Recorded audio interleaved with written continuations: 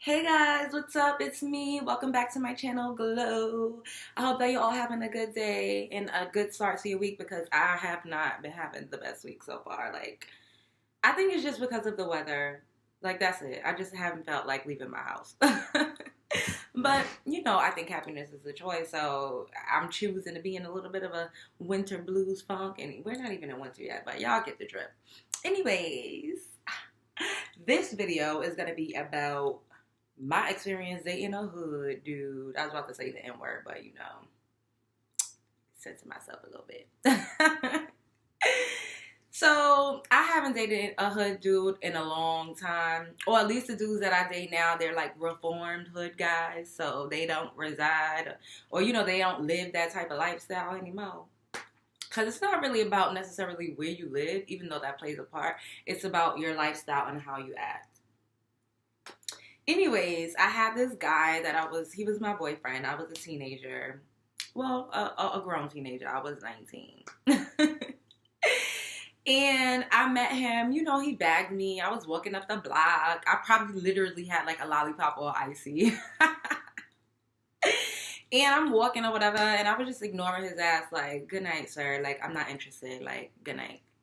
He was super fucking persistent for like a whole year. He used to call my cell phone, and at the time, I think I had like a minute phone or something.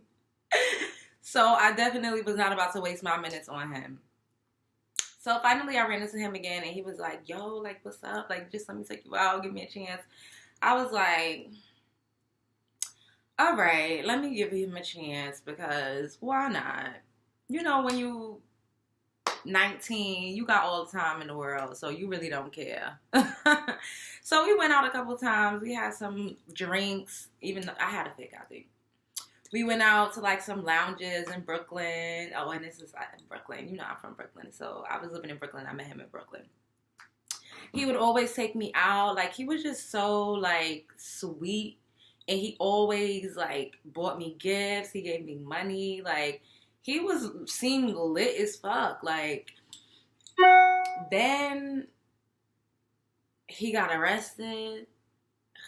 Lord, he was like a little dope boy. A dope man, because he was grown. He got arrested. I had to go up to the courthouse. It was just fucking ridiculous. Like, what the hell was I doing going up to court for some guy? Like, it was just mad crazy. At the time, I thought it was cute.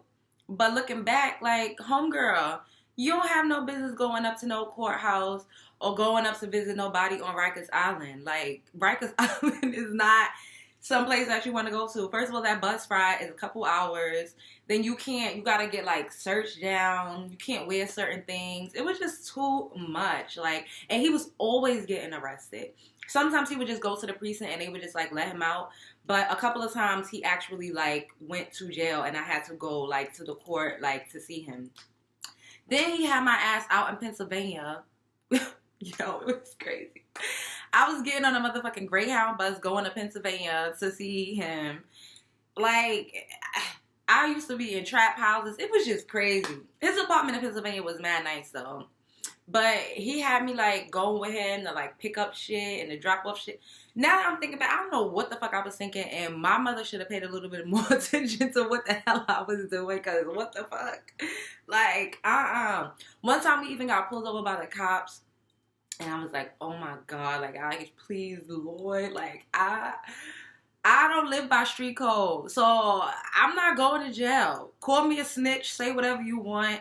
I'm not a thug. I never proclaimed to be about that life. I just so happened to, like, think I was really liking a dude that was in that life. Anyways, the cops let us go. They didn't find nothing. The nigga had, like, secret compartments where he used to stash, like, products. It was crazy. It was an adventure, though. It was an adventure, and it was a part of my life that I don't know what the hell I was thinking, and why would I even subject myself to that? He had 2 baby mothers that was calling my phone, cursing me out, like, bitch this, bitch that. It was just so crazy. And then he turned out to be fucking crazy. All that nice shit was just a fucking front. He used to break my phone, going through my phone. Like, he was crazy. And I'm not saying that every hood dude is crazy, but majority of hood dudes that have to go out and, like, live a certain lifestyle, they grew up a certain way. You know, they didn't have the nurturing. They didn't have, like, the care. They didn't have, like, the emotional capacity to, like, you know, maneuver in certain situations because of the way they grew up. A lot of them were neglected and abandoned, so it forced them to go out into the street and get that bag. Like, they had to do whatever they needed to do to survive. Mommy wasn't home. Daddy was unknown. Like, and this is not every situation, but a lot of guys that are hood dudes, that's how they kind of grew up. That's why they slanging, you know, and hustling. So he used to break my phone. He was super emotional. He was mad fucking crazy. He used to call me 50 times if he couldn't get in contact with me. And he was just crazy. Like, he was just fucking crazy. Like, I'm not even going to get into depth with everything that I experienced. That's another story for another day. Maybe I will write a book because I got a lot of stories. But I just want to put out a message to all of my girls out there, all of my up-and-coming mommies, my hot tamales. Don't subject yourself to that. Like, do not be with no dude that's going to have you in the motherfucking courthouse and beefing with 2 fucking baby mothers and having to fucking bail him out and go up to wherever fucking one main, what is it? What the hell?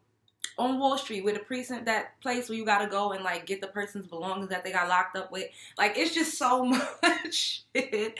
Or risking your freedom. Like, just riding around with somebody that's living in that lifestyle, you automatically, to some degree, guilty by association. And we see all of these cases of women that take the rap for a dude or go to jail for a dude that's not even worth it at the end of the day.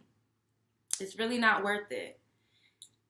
It's so much that comes along with it. Like, a lot of them are mentally unstable. You know, like, a lot of them didn't go to school. They don't have degrees. They don't have any sense of, like, a future. It's just right now. Like, we in it to win it right now. Like, and I know, like, when you're 19, that shit is, like, mad exciting. You like, oh, shit, fast cars, money. You know what I'm saying? A little bit of travel. Like, it's lit. But it's not worth it at the end of the day. Like, that dude now is in jail doing a 5-year bid. And I'm so glad. Like, I feel like I dodged a bullet. I know that I dodged a bullet. Figuratively and literally. It was crazy. Ooh, something is in my eye. Y'all know how it is when you put on, like, mascara. I'm usually a lash girl, but I've been trying mascara because trying to glue the lash, sometimes that shit get messy and it don't always go on right away and it's just annoying. So I was like, let me just put some mascara. Anyways, yes, and then there was always, like, some chick, like, it was just so much drama. Like, I could not take it. I don't even know how I did it. I dealt with him for, like, almost 2 years, but the second year I was kind of, like, weaning myself off of him because it was just too much. He was crazy. Like, he would be outside of my house when I was at home with my mother because I used to stay with him. He would be camped outside, like, on some stalker shit. It was a lot. Like, it was so much. I'm smiling now because I lived through it and I have this story that I could tell you guys. But my experience dating that hood dude, like, it was not something that I would ever want my daughter or any other young woman to experience because it definitely takes a toll on you.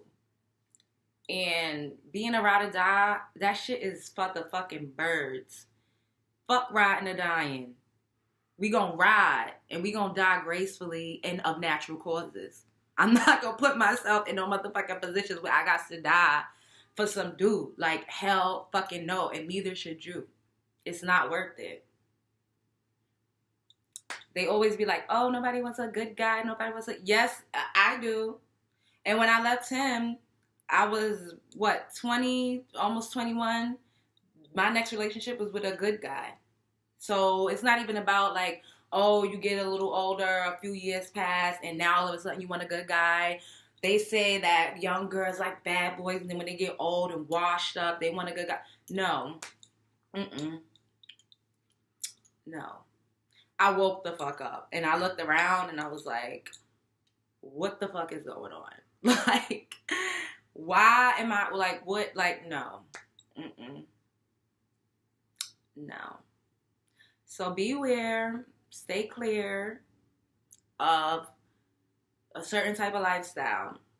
And every dude that lives in the hood or grew up in the hood is not a hood dude. So let's not get that confused. Your freedom is important. Your freedom is important. Your safety is important. Your life is important. All of those things are worth more than hard dick, bubblegum, and a little bit of a thrill or excitement that comes along with that type of lifestyle. It's really not worth it. All right, y'all. That's my experience with a hood dude that I dated. He ain't the only hood dude that I knew or talked to, but like that's the one that I really had like a substantial relationship with that was just like crazy, like a movie. I love y'all. Close.